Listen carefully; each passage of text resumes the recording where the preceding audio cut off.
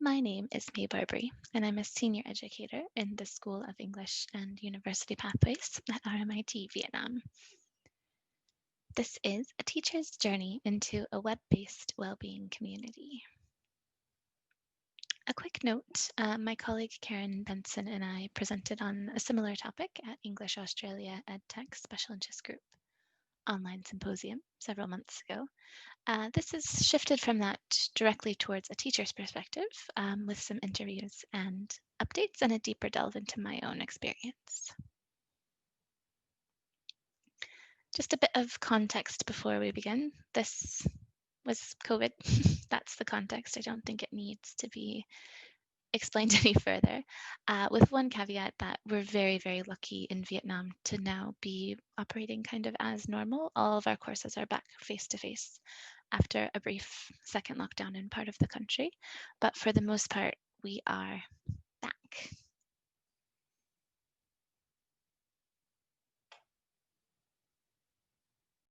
I got involved in well-being. It started with my undergrad a long time ago at San Francisco State University. I have a minor in holistic health.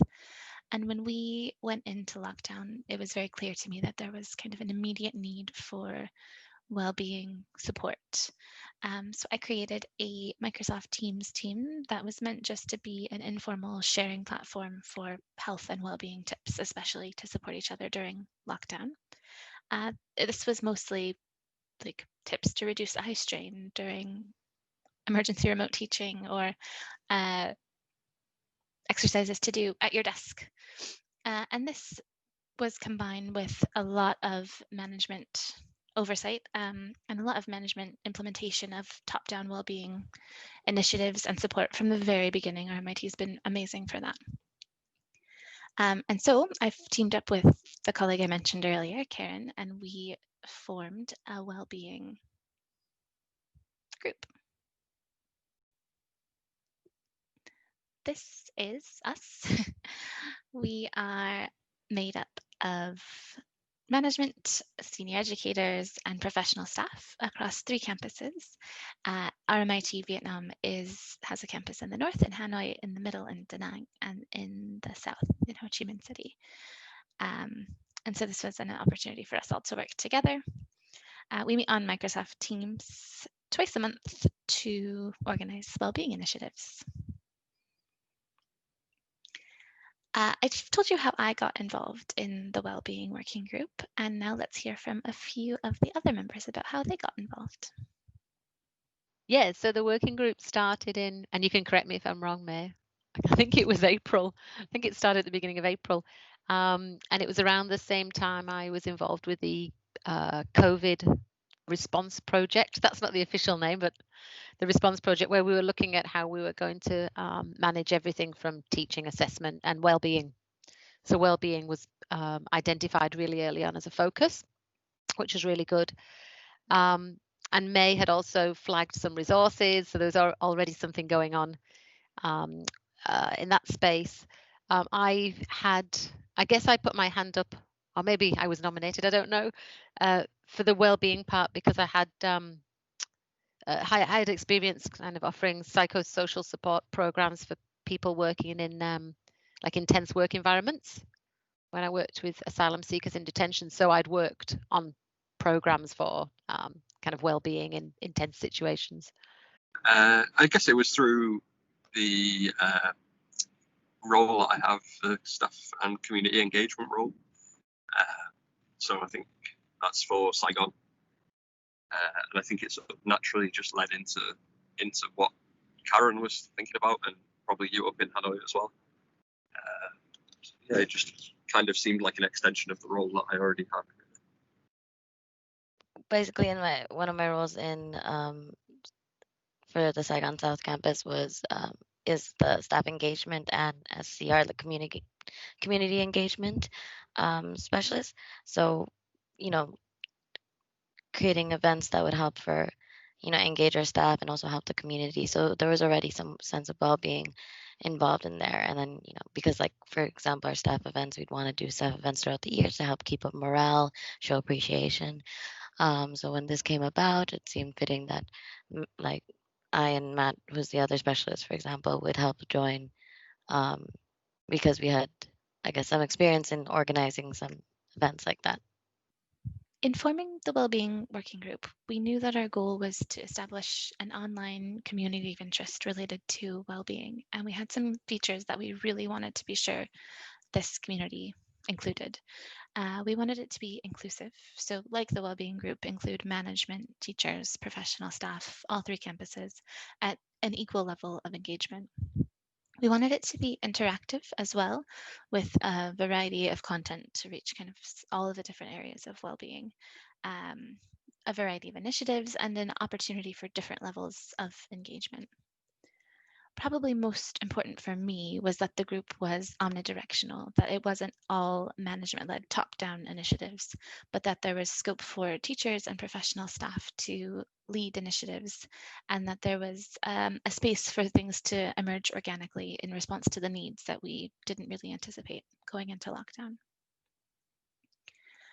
Another feature that we were asking our students and everyone to embrace during emergency remote working and teaching was this 21st century teaching idea of connectivism, and that learning can take place across various online networks, and that those online peer networks can be as or more valuable than face-to-face interactions. Of course, the community needed to be online, but we also wanted it to be something that can be retained and sustained post-emergency remote working, which is the stage we're in now, and kind of struggling to figure out what this well-being group and community will be now that we're back face-to-face. The most important elements of well-being, I think, were the ones that I initially started to share in that first group, of physical and mental support related to well-being. So I was worried about the physical toll sitting in front of a computer, teaching, working, planning was taking on my body. And then there were also the elements of mental well-being that I'd never had to deal with as a teacher before. The feelings of isolation that came with lockdown, the feelings of just anxiety about first just COVID itself, and then job retention, separation from families for potentially quite a long time. And so physical and mental well-being were my key focuses, but that wasn't the case for everyone involved in the group. So let's hear from my colleagues about what it was for them. Yeah, so I think actually it's everything. It's not one thing. And that was kind of based on experience in that previous context, but also like reading I'd done generally around well-being. That it's engagement as in staff engagement, but it's also a purpose, and having a purpose and feeling connected to that purpose, which you're often not when you're stressed or tired. And also kind of physical well-being, but the kind of all those dimensions. Kind of not equally, but because the different people have different needs or respond to different kind of well-being stimuli, for want of a better word. I guess they're all kind of important to me. Yeah. I think probably it's the community building kind of aspect of it, and I tend to think everybody has their own take on what well-being is, but one thing that connects everybody, I think, is the connections between everybody, and that kind of seeing well-being as a social thing rather than an individual thing. I guess finding that balance between, and that is the thing we're discussing, like between wanting to keep morale and well-being alive in at work and through work, but not using work to kind of impose on people's well-being through those tasks. And it's a fine balance for that. So I think it's like, yeah, I think most important is keeping the balance between trying to do things to help your well-being, but not trying to overload yourself with well-being activities. We decided that the place for our online community of interest should be Yammer, and we created this Yammer community to allow opt-in rather than opt-out, and to separate well-being from the daily mass communication we were getting online. I'll show you just a short video now that explains how our Yammer community works and some of the initiatives that we've put forward on it. Here is a little sneak peek of our SEUP Wellbeing community on Yammer. A quick look at some of the content. You can see our community guidelines here on the right, and just below that we have some related groups within the wider RMIT Yammer community. We've organized our content into hashtags. This is a quick look at the well-being hashtag. You can see it's everything from headache tips to meditation, exercise recommendations, breathing techniques. We've had quite a lot of variety there. We've also done some really fun staff engagement activities. During lockdown, we had a masterpiece challenge mirroring that viral challenge on social media, and also a really successful online trivia night that we ran on Collaborate Ultra. One of our most popular initiatives has been this Go Local campaign, where we recommend local businesses near campuses. Some of our most popular posts have been things like this, asking about how we're feeling and making recommendations that kind of mirror the staff room chats we would have been having. Our Yammer community, as well as the Wellbeing Working Group, has really impacted the level of connection I feel to my close teaching colleagues and my campus, but as well as campuses across Vietnam and across professional staff as well. We've been able to really build some relationships with our Vietnamese professional staff that I've never really had before. I'd like to talk to the other members of the group about how that level of connection has felt for them. Yeah, I think really positively. I think the COVID situation anyway meant that we all had to cooperate more effectively to be able to support students as well as each other. But it was also a kind of sense that we were all in it together. So I remember the first round in April when, we had the quiz, and normally things are really localized, the engagement activities you can do and the kind of community outreach activities that you can do are really localized. But the shift to lots of things, well, everything, the shift to everything being online suddenly made changed that scope, and suddenly we could all join in wherever we were, and that was really I think that was really key, and it was really strong while we're in lockdown. But I think that's kind of dipped a bit now as everyone's adjusting to being back face to face and kind of getting back to kind of what's normal but isn't really. So it's a little bit of a dip, but I think the connections are still there. It's just a case of keeping the connection, I guess, and looking at how we build on it. Sure. I mean, I think probably one of the biggest successes that's come out of it is the cross-campus thing, which was already, it was already happening with COVID. But one thing that I kind of think is interesting about the group we've had is it made like a small nucleus of people who were kind of in constant communication across the campuses with teachers, managers, admin staff, graphic designers, the sort of whole group of people who, we don't talk every day, but something comes up probably once a week where people will drop into the teams and chat, and that made it easier then to spread out from there. And it made us start thinking about things in terms of national things as well, I think. So that was, that's something that came from it, which we didn't really expect. A feeling of, intercampus connection. And because when we're discussing what's happening at different campuses, that's also like seeing each other's context and having that discussion helped me feel more connected to other people.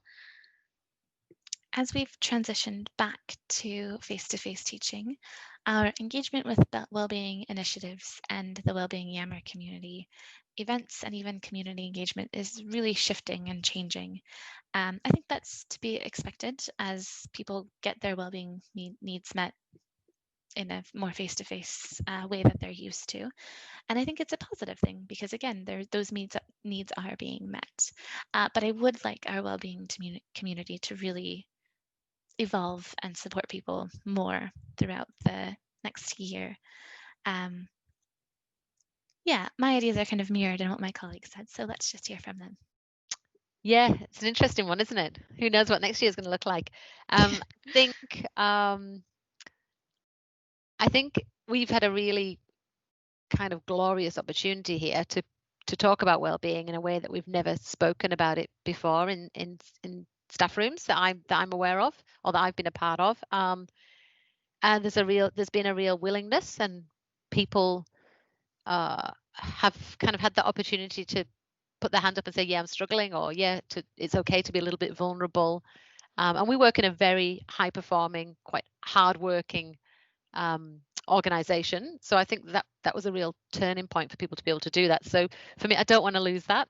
I guess that's really important for me, that we don't let that slip, and that we kind of see well-being as more proactive rather than reactive. That like self-care is really important, but in the busy times it always goes to the bottom of the pile, right? The coping mechanisms always come when everyone's kind of coming out of the busy time and they're feeling pretty low or pretty stressed. And there's always a dip in morale because people are tired. So I think it's about being more proactive next year and looking at those kind of vulnerabilities within the team and how we can tackle them. How we can tackle them. And to understand what people want and value. I guess that's an important one as well. I think one of the interesting things is the engagement and the well-being. They sit next to each other, but they often attract different groups of people, different niches. Hopefully, in the next year, I'd like to see some more physical things happening, physical events. Obviously, it's difficult because of the situation that we're in. I would really like it to be more staff led in a way, right? Kind of, and that's what we kind of wanted to do with staff engagement, although we haven't really gotten to that point yet where we'd like eventually get like others who had an idea for this start leading things.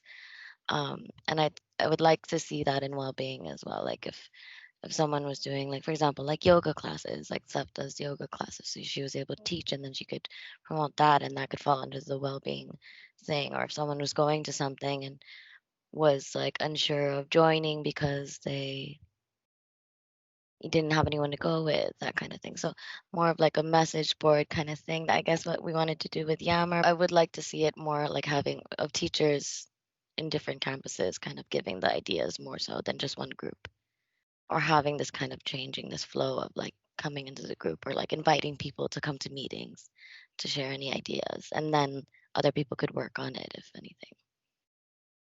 So as you've heard, well-being for us at SEUP at RMIT Vietnam is an ongoing process, and I'm very much looking forward to where the journey takes us next. Thank you so much to Karen, Mary, and Matt for being interviewed for this, and also very much to the rest of the Wellbeing Working Group, Cha, Lung, Nguyen. We couldn't have done any of this without all of us. Thanks very much.